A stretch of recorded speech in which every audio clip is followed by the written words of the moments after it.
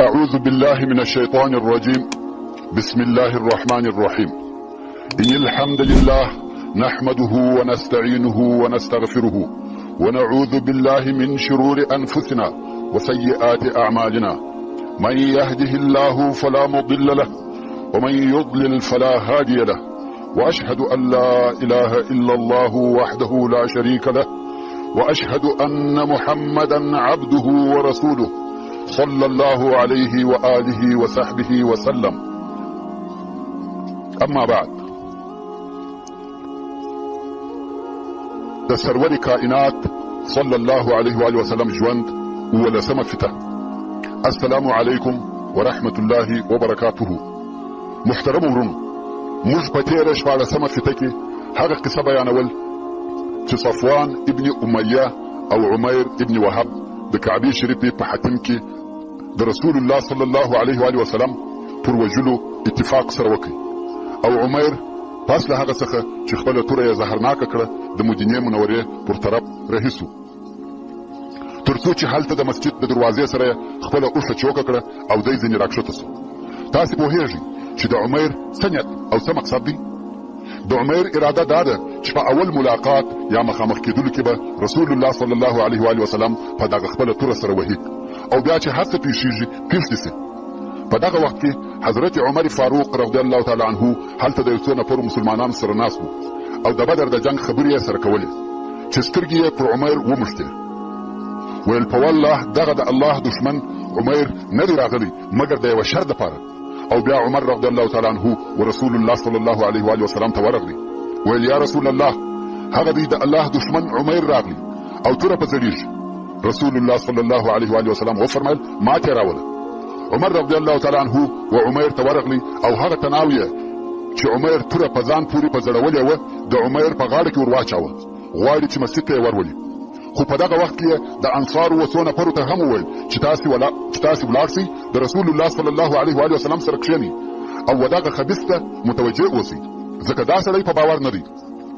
بیا یې نو عمیر رضی الله تعالی عنه و مسجد ته ورننه ایستی. ورونو رضی الله تعالی عنه مې په دې ورسره ووایه چې په وروسته کې صادق مسلمان ځینې جوړ سو. کم وخت رسول الله صلی الله علیه و وسلم ولیده چې عمر رضی الله تعالی عنه د عمیر په غاړه کې تناور اچولی دی او راکشوي یې. ویل الیک یا عمر، او عمیر ته یې ویل رانږدې سه یا عمیر. عمیر ورسول الله صلی الله علیه و وسلم ته ور دمخه سو او ویل انعموا صباحا، چې دا د جاهلیت د وختو او د مشرکانو سلام و. رسول الله صلی الله علیه و وسلم وفرمایل الله عز وجل موږ ستا تر تحیه په ښه تحیه سره مکرم کړي یو یا عمیر، چې هغه سلام او د اهل جنت تحیه ده. او بیا یې ورته وفرمایل د څه شي دپاره راغلی یا عمیر؟ عمیر ویل د دغه خپل زوی په باره کې راغلی یم چې ستاسې سره بندي دی او د ده په متعلق ښه راسره وکړې. رسول الله صلی الله علیه و وسلم وفرمایل دغه توره دې د څه شي دپاره په غاړه کې ده؟ عمیر ویل الله دې تورې خرابې کړي، آیا موږ ته یې کومه فایده را رسولې ده؟ رسول الله صلی الله علیه و وسلم وفرمایل رښتیا راته ووایه د څه شي دپاره راغلی یې؟ عمیر ویل بې له دغه د بل کار دپاره نه یم راغلی. رسول الله صلی الله علیه و وسلم وفرمایل بلکې ته او صفوان ابن امیه په حجر کې سره کښېنستلاست او د قریشو هغه وژل سوي کسان مو یادول چې د بدر په ورځ په هغه څاه کې واچول سوه. او بیا تا وویل که پر ما پور نه وای او دغه اولادونه مې نه وای، زه به د محمد صلی الله علیه و وسلم د وژلو دپاره تللی وای.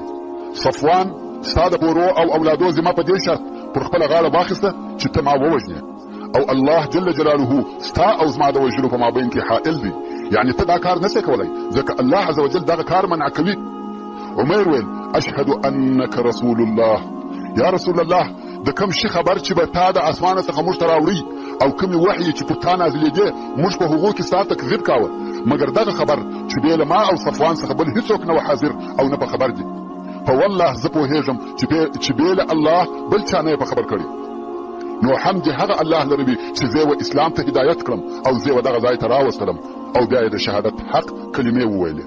رسول الله صلی الله علیه و وسلم و اصحاب کرام ته وفرمایل دغه ورور ته مو د دین مسائل ور وښوئ، قرآن مجید ورته ووایاست او بندې ور ایله کړئ. سبحان الله. په هغه وخت کې فاکس وکړه، تلیفون ټایپ وکړه، مخابره چې دغه حالات د هغه په واسطه ورسول الله صلی الله علیه و وسلم ته ورسول سوه.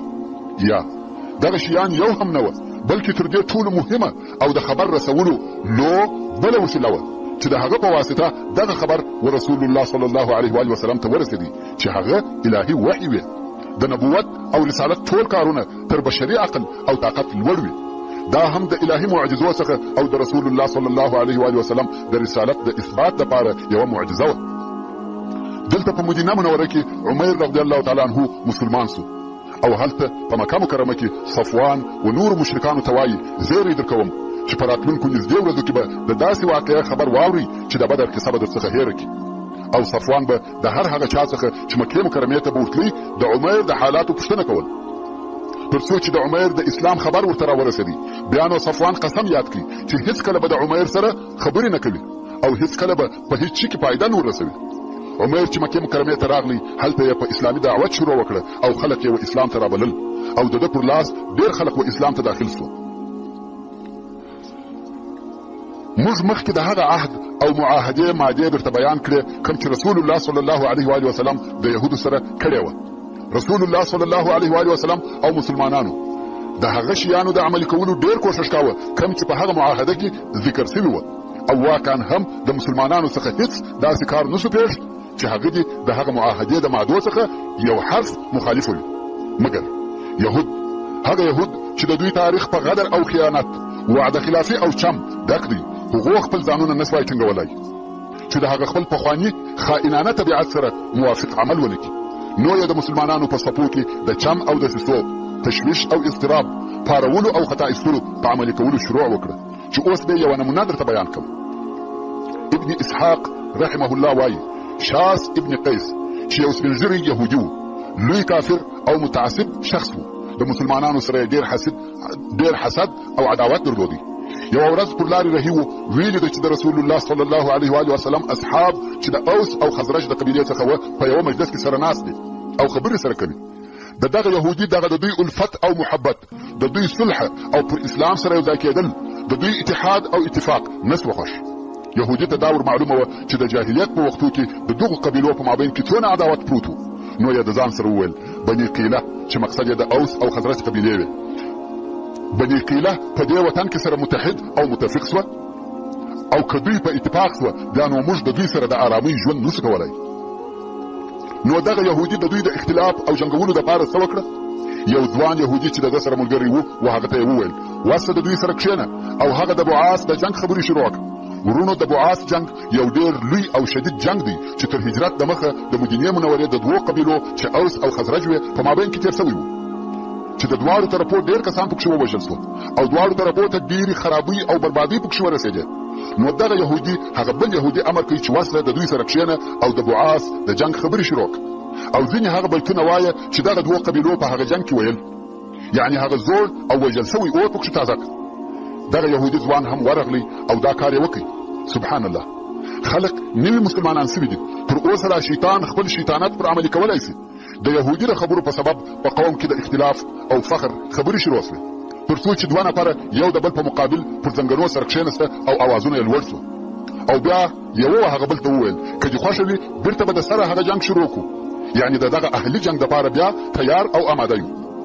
کرار دواړې ډلې په قهر سوې او ویل سره معلومه دې کړو زموږ او ستاسې د معلومېدو ځای حره دی. نارې سوې اسلحه. خلق وحریت ته سره ووتل. رسول الله صلی الله علیه و وسلم ته دا خبر ورسېدی. کوم مهاجر اصحاب چې ورسره ناست وه د هغو سره و انصارو ته ورغلی او ویل یا معشر المسلمین الله ابدعوى الجاهلیة وانا بین اظهرکم، یعنی ای مسلمانانو ایا د جاهلیت کارونه کوي او زه ستاسې په مابین کې. پس له هغه څخه چې الله عز وجل و اسلام ته هدایت کړاست او په اسلام یې مکرمه کړاست، د کفر څخه اخلاص کړاست، د جاهلیت کارونه یې درڅخه ایسته کړه، ستاسې په زړو کې الفت او محبت در واچاوه. قوم پوه سو چې دا شیطاني وسوسه او د دوی د دشمن د طرفه چم و. په ژړا سوه. د اوس او خزرج د قبیلو خلکو یو د بل سره غاړه په غاړه سوه او د رسول الله صلی الله علیه و وسلم د اوامرو اوریدونکي او منونکي رهي سوه. نو الله عز وجل د عدو الله شاس ابن قیس چم او خیانت ناکامه کړي. دا د هغو اعمالو یوه نمونه وه چې یهودو د مسلمانانو په صفو کې د تفرقې او جنګولو دپاره عملي کولې. او نن ورځ د دغسې اعمالو ډېر مثالونه د یهودو د طرفه په ډېرو اسلامي ملکو کې لیدل کېږي. چې د خپلې کامیابۍ دپاره اسلامي امت یا و جنوب او شمال ته سره ویشي، یا یو شیعه او سني ته سره ویشي، یا د ژبې او قومیت پر اساس سره ویشي، او بدبختانه مسلمانان د خپلې بېخبرۍ یا د یوې تمعې په سبب دغه تفرقې قبلوي. بالمقابل و کفري او خارجي قواو ته تسلیمیږي او د هغو خدمتګاران د ځانه څخه جوړوي. دا خو یوه نمونه وه، بلکې تر دې زیات یهودو د دې دپاره چې د اسلامي دعوت مخ ونیسي نورې هم ډېرې نقشې عملي کولې. مثلا د درواغو اوازې یې په مسلمانانو کې نشرولې، یا دا چې په سهار کې به مسلمانان شوه، په ماښام کې به بیرته د اسلام واوښته. دا د دې دپاره چې د ضعیف الایمانه مسلمانانو یا هغو کسانو چې نوی یې ایمان راوړی وو په زړو کې شک او تردید پیدا کړي، او په مسلمانانو کې پر هغو کسانو د ژوند او معیشت لارې تنګولې کوم چې د دوی به یوه مالي رابطه ورسره وه.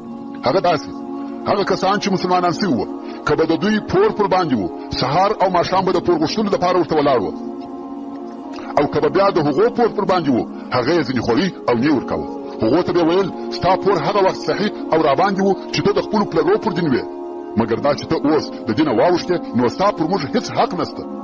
یهودو دا کارونه ټول تر بده د مخه کول، سره د دې چې دوی د رسول الله صلی الله علیه و وسلم سره هغه معاهده هم درلوده. خو رسول الله صلی الله علیه و وسلم او اصحاب کرامو پر دغه ټولو مخالفتو په دې امید صبر کاوه چې شاید یوه ورځ یهود وسمې لارې ته راسي او په منطقه کې امن او سلام موجود وي. خو اوس چې یهودو ولیده چې الله عز وجل و مسلمانانو ته د بدر په میدان کې پوره نصر او بری ورکړي، او اوس مسلمانانو عزت او شوکت، هیبت او دبدبه پیدا کړه، د یهودو قهر او غضب، عناد او حسد نور هم زیات شوه. نو یا هغه خپل شر او عداوت ښکاره کړ، بغاوت او ازارونه یې زیات کړه. په یهودو کې یو سړی و چې په حسد او عناد، شر او عداوت کې تر نورو یهودو زیات و، او دغه سړی کعب ابن اشرف نومېدی، چې قصه به لږ وروسته په تفصیل سره درته بیان سي. همدارنګه لکه د مخه چې درته وویل سوه چې د مدینې منورې یهود و درو قبیلو ته ویشل سوي وه، چې یوه یې د بني قینقاع قبیله وه، او دغه قبیله دننه په مدینه منوره کې په یوه کلي کې اوسېده چې هغه کلی هم د دوی په نامه سره یادېدی. او دغه یهود کاسبان، زرګران، آهنګران او د لوښو جوړونکي وه، چې د دغه کسبو په سبب دوی مالداره او د قسم قسم اسلحو خاوندان هم وه. 700 نفره یې جنګي ځوانان درلوده. د مدینې منورې د یهودو هغه قوي او دلاوره قبیله هم دوی وه، او اول هغه څوک چې د رسول الله صلی الله علیه و وسلم او مسلمانانو سره عهد او وعده مات کړه همدغه د بني قینقاع یهود وه. کوم وخت الله عز وجل و مسلمانانو ته په بدر کې بری ورکړي، دغه قبیلې په خپل طغیان او سرکشي کې شدت وکړي. داسې کارونه یې کول چې مسلمانان په قهر کې، په مسلمانانو یې پسخندونه وهل، څرنګه چې دوی د کسب او صنعت خاوندان او تجاران وه. او دا خو تاسې ته معلومه ده چې د یهودو اصلي کار او پیشه تجارت او صنعت دی. نو دوی یو بازار درلودی، د مسلمانانو څخه چې به هر څوک د دوی بازار ته د شي د رانیولو یا خرڅولو دپاره ورغلی، دوی به ازاراوه، حتی پر مسلمانو ښځو یې تعرضونه کول. کوم وخت چې د دوی دغه کارونه ډېر سوه او سرکشي یې زیاته سوه، نو رسول الله صلی الله علیه و وسلم دوی سره راټول کړل، نصیحت یې ورته وکړي، و صلح او سمې لارې ترې راوبلل. د دوی د دغه سرکشۍ نتیجه ورته بیان کړه، خو په عوض د دې چې دوی اصلاح سي، شر او عداوت یې نور هم زیات سو. ابو داود او نور د احادیثو امامان د عبدالله ابن عباس رضی الله تعالی عنه څخه روایت کوي، وایي کوم وخت چې رسول الله صلی الله علیه و وسلم و قریشو ته د بدر په ورځ ماته ورکړه او بیا مدینې منورې ته راغلی، نو یې یهود د بني قینقاع په بازار کې سره راټول کړه او بیا فرمایل: یا معشر یهود، د مخه تر دې چې دغه حالت درته پیښ سي لکه و قریشو ته چې پیښ سو، اسلام راوړي. یهود ویل: یا محمد صلی الله علیه و وسلم، ته په دې مخه تاوځه چې د قریشو څخه دې یو څو داسې نفر مړه کړه چې بې تجربې او په جنګ نه پوهېده. که ته زموږ سره جنګ وکړې ته به پوه سې چې خلق موږ یو او زموږ په مثل به د هیچ چا سره مخامخ نه سې. الله عز وجل د یهودو د دغه خبرو په مقابل کې د سورة آل عمران 12 او 13 نمبر آیاتونه نازل کړه چې الله جل جلاله فرمایي: قل للذین كفروا ستغلبون وتحشرون الى جهنم وبئس المهاد. یعنی ای محمد صلی الله علیه و وسلم و دغه کفارو ته ووایه چې ډېر ژر به په دنیا کې مغلوبه سي او په آخرت کې به جهنم ته وشړل سي، او دغه جهنم د استوګنې دپاره ډېر بد ځای دی. قد كان لكم آية في فئتين التقطا، فئة تقاتل في سبيل الله وأخرى كافرة يرونهم مثليهم رأي العين والله يؤيد بنصره من يشاء إن في ذلك لعبرة لأولي الأبصار. يعني کتونکو تاسې ته په هغه دوو ډلو کې چې په بدر کې د جنگ دپاره سره مخامخ شوې ډېر لوی عبرت دی. یوه ډله وه چې د الله عز وجل په لار کې جنګ کاوه او بله ډله وه چې کافره وه. دوی به هغه ډله دوه چنده لیدل او الله عز وجل په خپل نصرت سره تائید د هغه چا کوي چې د ده جل جلاله خوښه وي. بېشکه چې په دغه ډېر لیدلو کې د بصیرت د خاوندانو دپاره عبرت دی.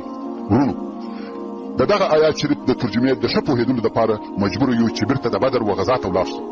د بدر په غزا کې د مشرکانو شمېر تقریبا 2,000 کسانو ته رسېدی چې د سپرتیا او حلالولو دپاره پوره شمېر اوښان او آسان او پوره اسلحه ورسره وه. او بل طرف ته د اسلامي لښکر عدد تر 300 لږ څه زیات و چې 80 اوښان 2 آسه او ډېره لږ اسلحه ورسره وه.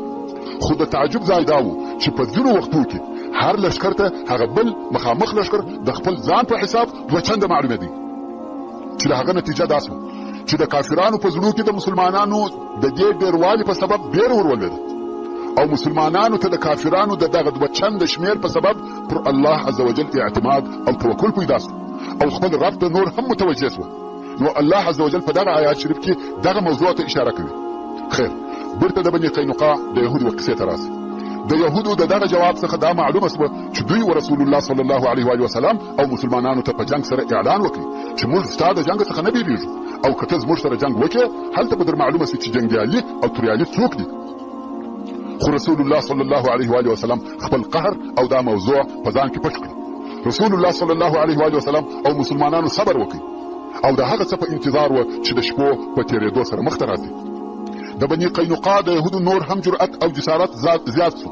په خپلو اعمالو یې د خپل ځان د بربادۍ کوښښ کاوه او په خپل عمل سره یې پر خپلو ځانو د ژوند کولو لارې بندې کړې. ابن هشام د ابي عون څخه روایت کوي چې د مسلمانانو څخه یوې ښځې یو شی د خرڅولو دپاره د بني قینقاع و بازار ته یوړی او هغه یې خرڅ کړي او بیا د یوه زرګر دکان ته ورغله او هلته کښېنسته غواړي چې د خپلې خوښې یو شی رانیسي. اول خو زرګر غوښته چې دا مخلص کړي د دې کاره څخه ممانعت وکړي.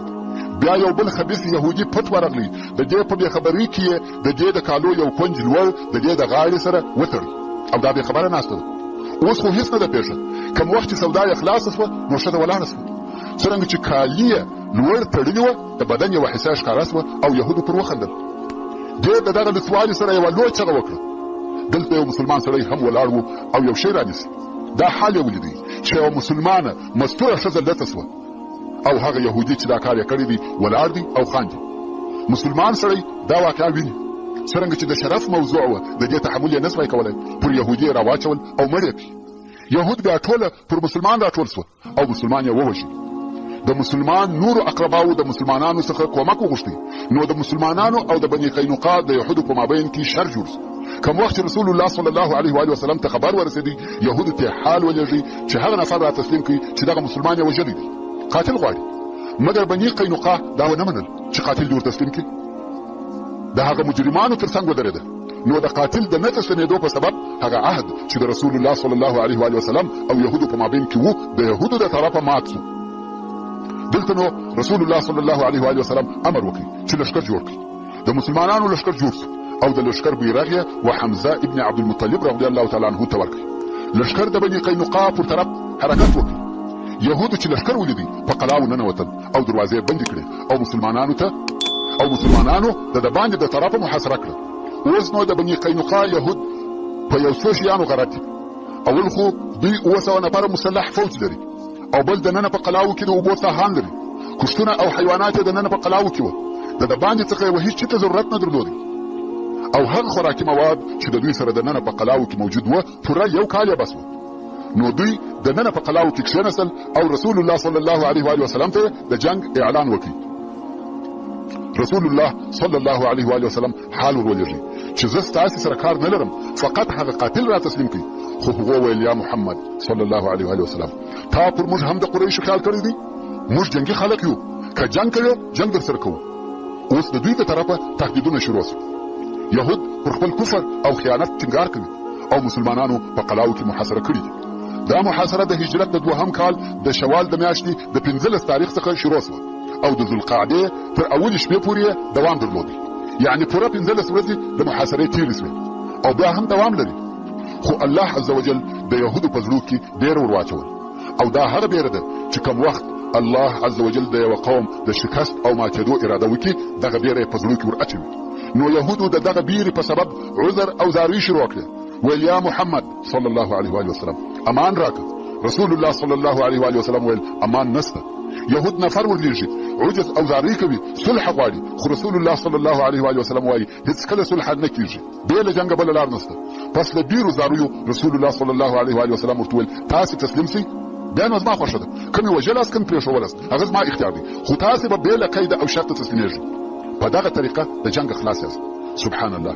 د هغه بیرې په سبب چې د یهودو زړو ته ننوتلې وه په دغه راضي شوه چې موږ تسلیم یو او ته چې زموږ په باره کې هره فیصله وکړې هغه زموږ قبوله ده. د اسلام او مسلمانانو هیبت او دبدبه دونه لوړ او مؤثر وه چې 700 جنګي ځوانان ټول ورسول الله صلی الله علیه و آله وسلم ته تسلیم شوه. ټول یې بندیان کړه او د ټولو لاسونه یې ور وتړل. اوس خلق په انتظار دي چې رسول الله صلی الله علیه و آله وسلم به د دغه بني قینقاع د یهودو په باره کې څه امر وکړي. رسول الله صلی الله علیه و آله وسلم ولوجو اصحاب کرامو ته ویلي وه چې غواړي دغه 700 نفره ټوله ووژني یو یې هم ژوندی پرېنږدي. دلته نو د یهودو دوست لوی منافق عبدالله ابن ابی ابن سلول د خپل منافقت د رول په عملي کولو شروع وکړه.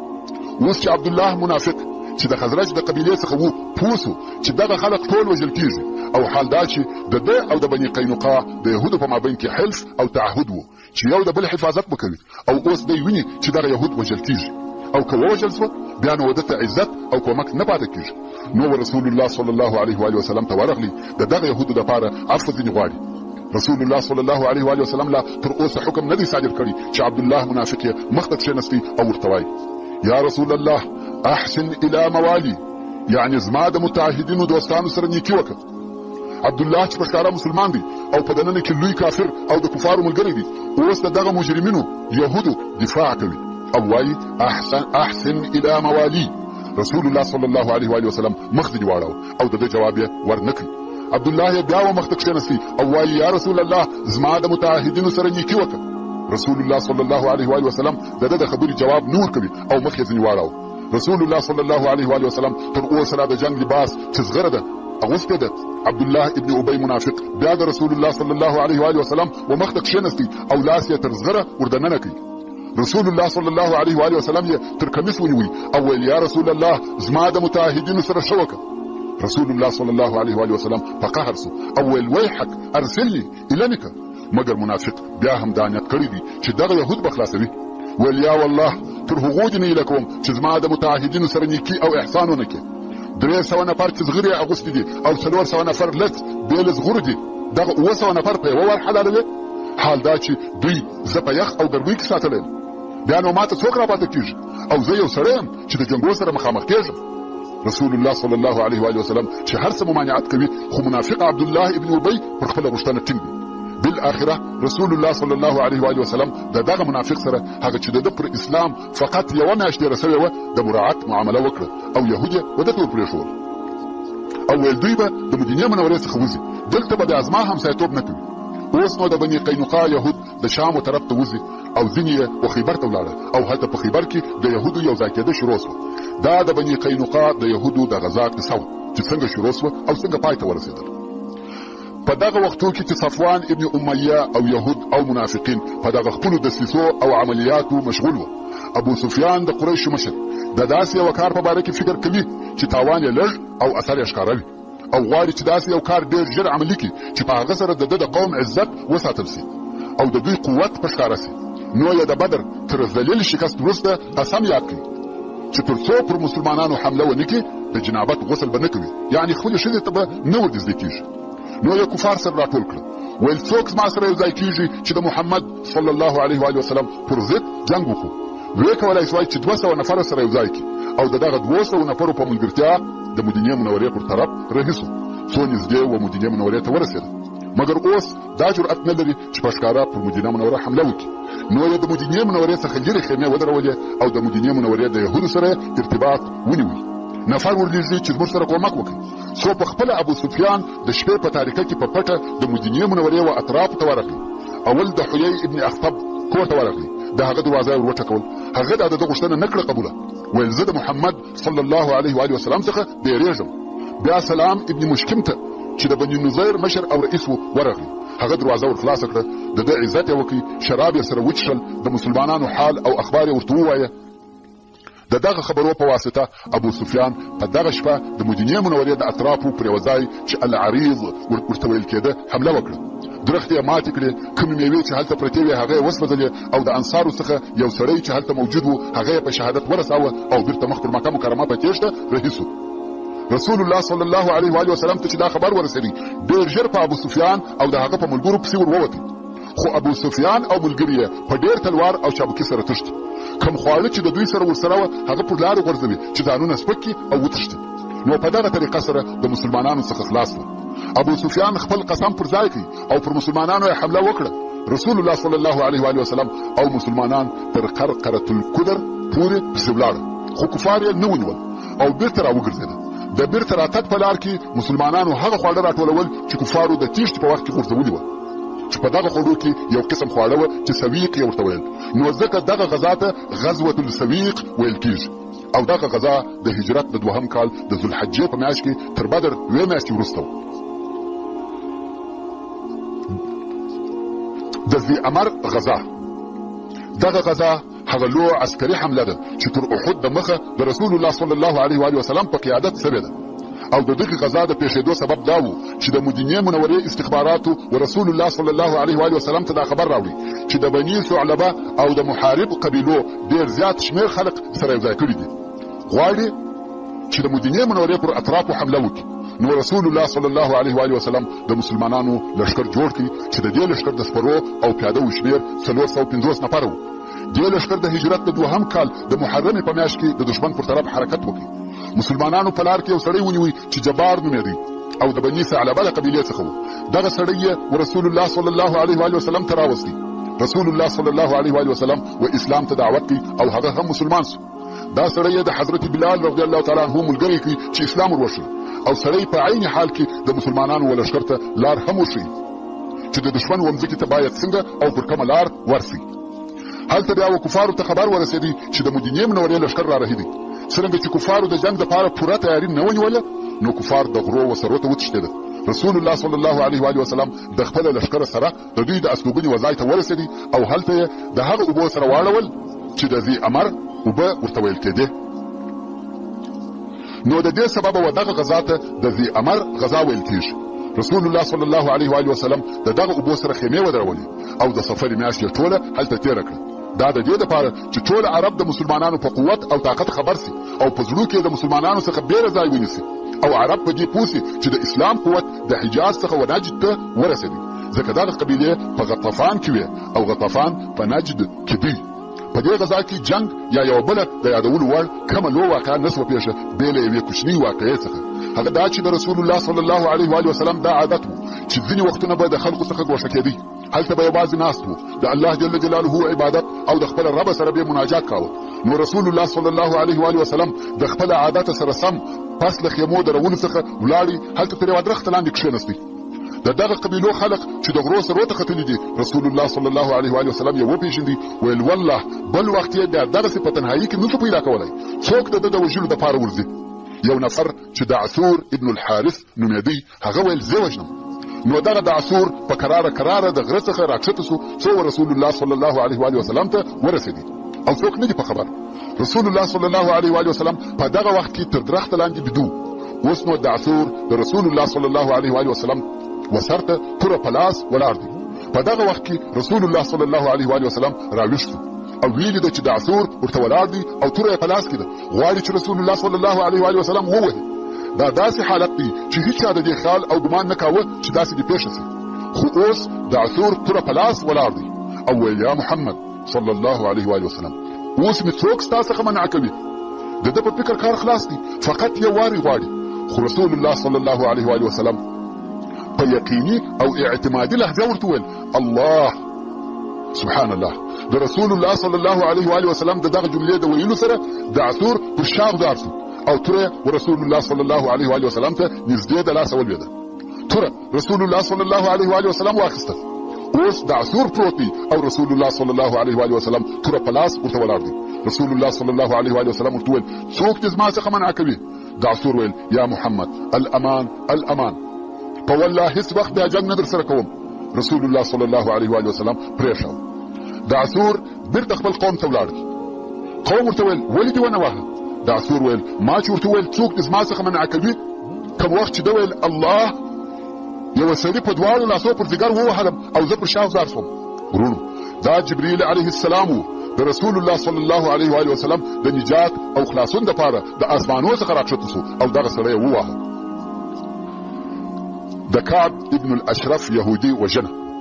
کعب ابن الاشرف د یهودو یو لوړ او مالداره سړی و چې د اسلام او مسلمانانو سره تر ټولو یهودو زیات حسد او عناد درلودی.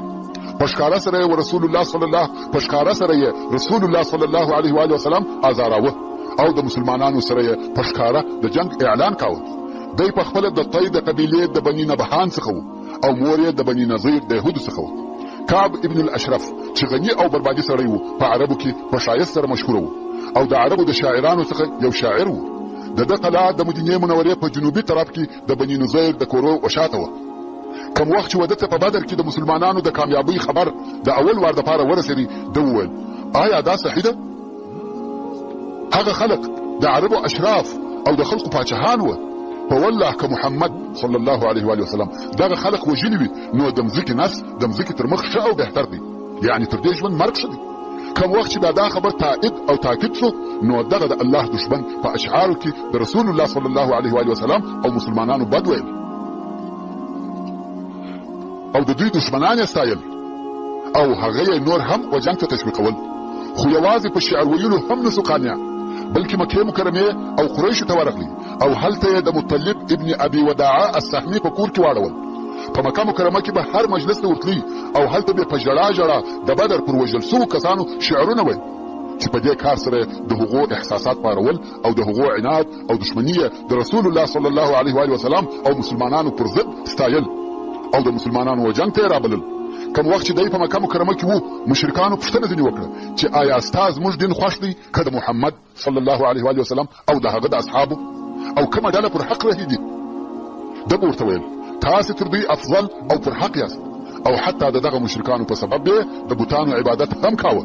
په دغه باره کې د سورة النساء 51 نمبر آیات نازل سو چې الله عز وجل فرمایي الم تر الى الذين اوتوا نصيبا من الكتاب يؤمنون بالجبت والطاغوت ويقولون للذين كفروا هؤلاء اهدى من الذين آمنوا سبيلا. یعنی آیا تا هغه کسان ندي لیدلي چې دوی ته د کتاب څخه برخه او حصه ورکول سوې ده چې هغه دغه یهود وو، دوی کتابیان وو، دوی پر بت او شیطان ایمان راوړی دي، یعنی د قریشو دپاره د بتانو عبادت کاوه او دوی وهغو کسانو ته وایي چې کافران سوي دي چې تاسې مشرکان تر هغو کسانو ډېر پر لار برابر یاست چې پر الله او رسول الله یې ایمان راوړی دي. سبحان الله. آیا نن هم داسې کسان نسته چې و ګمراهو کفارو ته وایي چې تاسې تر مسلمانانو ښه او بهتر یاست؟ خیر، کعب ابن الاشرف یهودي بیرته مدینې منورې ته راغی او په خپلو اشعارو کې یې د اصحاب کرامو ښځې په بده سره یادولې او مسلمانان یې په خپله ایله ژبه سره ډېر زهیرول. دلته نو رسول الله صلی الله علیه و وسلم و خپلو اصحابو ته وویل څوک د کعب ابن الاشرف کار ورکوي ځکه د الله او رسول الله ډېر آزار کړ. د دې کار دپاره د مسلمانانو یوې ډلې ځانونه انتخاب کړل چې هغه ډله محمد ابن مسلمه، عباد ابن بشر، ابو نائله چې نوم یې سلکان ابن سلامه دی او د کعب رضعي ورور هم حارث ابن اوس او ابو عبس ابن حبر. دغه 5 نفرو په خپله خوښه د کعب ابن الاشرف د وژلو دپاره ځانونه انتخاب کړل او د دغې ډلې مشر محمد ابن مسلمه رضی الله تعالی عنه. د کعب ابن الاشرف د وژلو په روایتو کې راغلي دي کوم وخت چې رسول الله صلی الله علیه و وسلم وفرمایل څوک د کعب کار ورکوي د الله او رسول الله ډېر آزار کړ. محمد ابن مسلمه رضی الله تعالی عنه ولاړ سو ویل زه یا رسول الله آیا ستا خوښه ده چې ویې وژنم؟ رسول الله صلی الله علیه و وسلم وفرمایل هو. محمد ابن مسلمه رضی الله تعالی عنه ویل نو اجازه راکړه چې یو څه ووایم. رسول الله صلی الله علیه و وسلم وفرمایل ویې وایه، یعنی د دغه کار د کولو دپاره و یو څه خلاف ویلو ته ضرورت لرم، د هغه اجازه راکړه. رسول الله صلی الله علیه و وسلم هم اجازه ورکړه. ورونو په دغسې حالاتو کې خلاف ویل جائز او روا دي. اوس نو د نقشې د عملي کولو دپاره محمد ابن مسلمه رضی الله تعالی عنه و کعب ابن الاشرف یهودي ته ورغلی او ورته ویل یې دغه سړی چې مقصد یې رسول الله صلی الله علیه و وسلم زموږ څخه صدقه وغوښته او موږ یې ستړي کړي یو، کعب ورته ویل په والله تاسې د ده کومک او ملګرتیا کوئ. محمد ابن مسلمه ورته ویل موږ د ده علیه الصلاة والسلام متابعت کړی دی او دا مو نه ده خوښه چې اوس یې پر نیمه لار پرېږدو. وبه ګورو چې د ده د کار اخره څه شي کېږي. خو اوس موږ ستا څخه یو خوروار یا دوه خورواره خواړه په پور غواړو. کعب ویل هو پور در کوم خو ګرو به راته ږدي. محمد ابن مسلمه ویل په ګرو کې څه شي غواړې؟ کعب ویل ښځې په ګرو کې راکړي. محمد ابن مسلمه رضی الله تعالی عنه ویل موږ خپلې ښځې څنګه په ګرو کې در سره پرېږدو حال دا چې ته په عربو کې ښایسته سړی یې. کعب ویل نو اولادونه مو په ګرو کې راکړي. محمد ابن مسلمه رضی الله تعالی عنه ویل خپل اولادونه څنګه په ګرو کې درکو؟ سبا به هلکان په خپلو مابینو کې یو بل ته د پیغور پر قسم وایي چې ته خو هغه یې چې په یوه خوروار خوړو ګرو سوی وې. دا و موږ ته شرم دی مګر خپله اسلحه به په ګرو کې درته کښېږدو. کعب ابن اشرف یهودي وعده ورسره وکړه چې ښه دی بیا راست. ابو نایله رضی الله تعالی عنه چې د کعب رضعي ورور وو دی هم د محمد ابن مسلمه رضی الله تعالی عنه پر قسم و کعب ته ورغلی.